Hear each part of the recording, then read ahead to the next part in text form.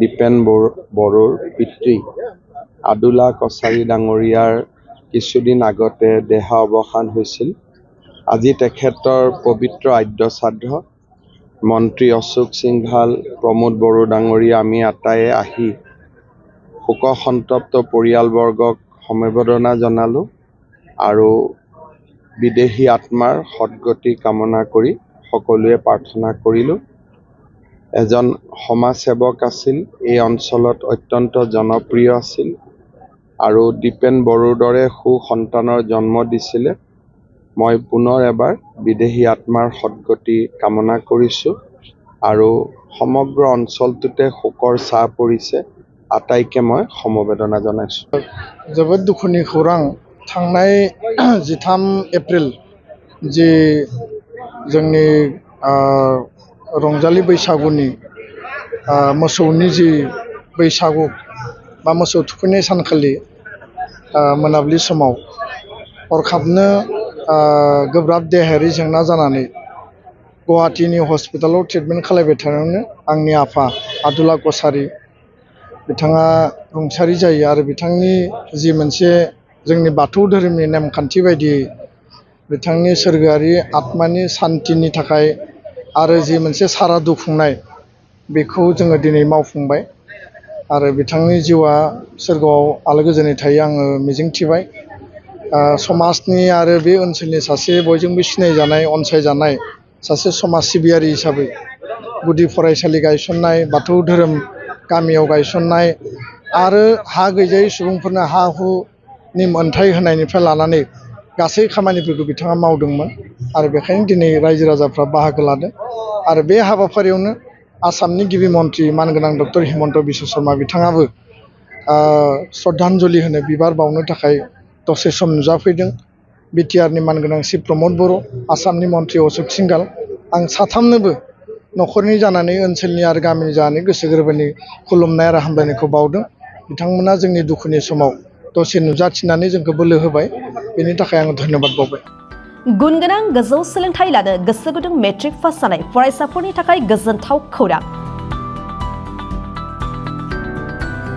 Bodoland star एकाडेमियाव फरायसाफोरनि मुं थिसननाया सोलिगासिनो।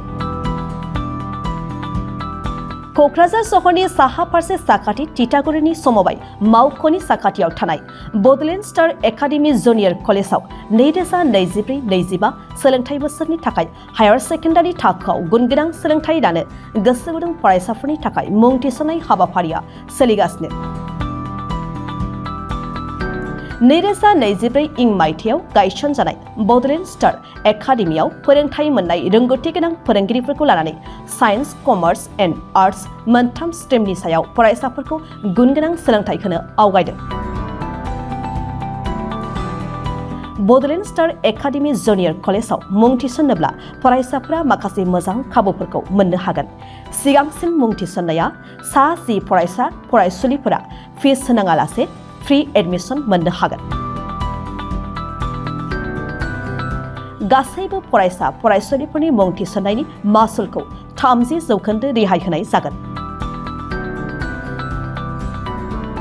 75% नम्बर लानानै उथ्रिसार जानो हानाय फरायसा फरायसुलिफोरनि थाखाय एडमिसन फिसखौ 40% रेहाय होनाय जागोन आरो 85% नम्बर लानानै उथ्रिसार जानो हानाय फरायसा फरायसुलिफोरनि थाखाय एडमिसन फिसखौ 100% बाङायनि खाबुखौ होनाय जागोन। हौवासा आरो हिन्जावसाफोरनि थाखाय मुलाम्फा गोनां मोजां जाग्रा आरो मोजां थाग्रा खथानि खाबु गोनां हस्टेलनि खाबुखौ मोननो हागोन।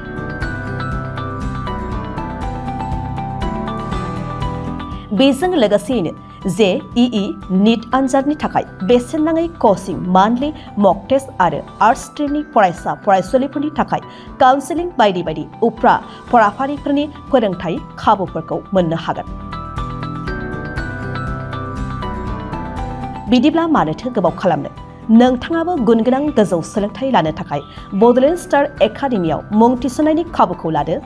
बांसिन आबुङै मिन्थिनो थाखाय गाहायाव होनाय मबाइल नम्बर फोनांजाब खालामदो। Mobile number 6000349997 7638008149 6000349997 3494 371।